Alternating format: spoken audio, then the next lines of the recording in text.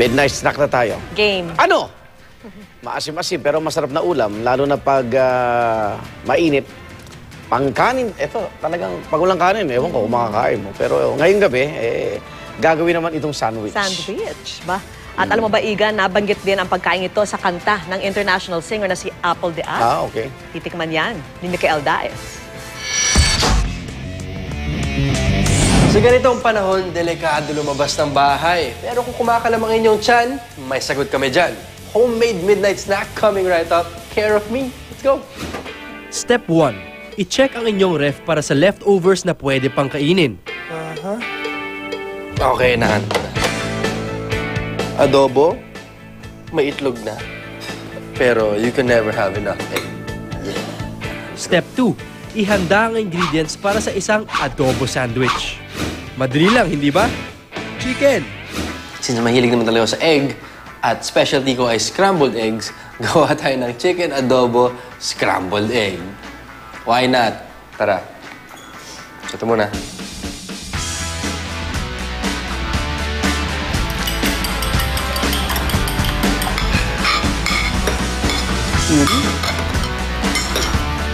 Konting...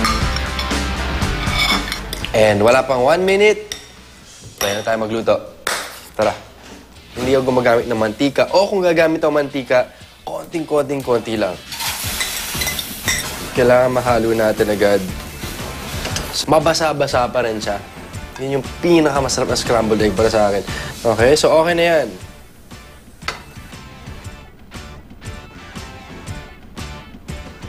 Okay, ang tip dyan, pag mukhang luto na yung scrambled egg, overcook na siya. So, dapat hindi pa siya masyadong luto dahil paglagay mo sa plato, medyo naluluto pa siya ng konti dahil sa init na galing sa stove. Okay? Tara, let's go.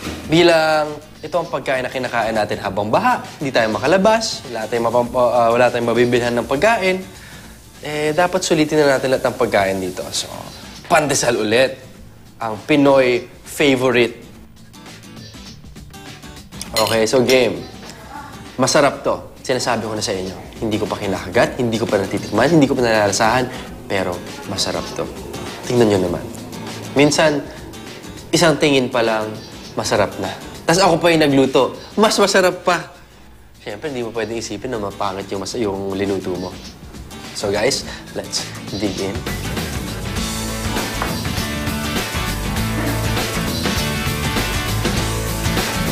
Masarap na.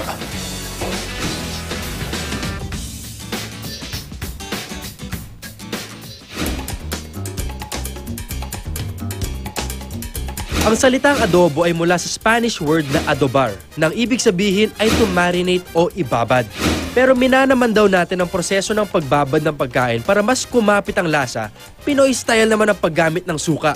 Dahil sa acid ng suka at alat ng toyo, hindi agad napapanis ang adobo. Kaya ito ang maituturing na national baon nating mga Pinoy. Okay, sana nagustuhan niyo ang aking ginawa. Mag-ingat po kayo lahat. Ako po si Micael Daes and this is Midnight Snack.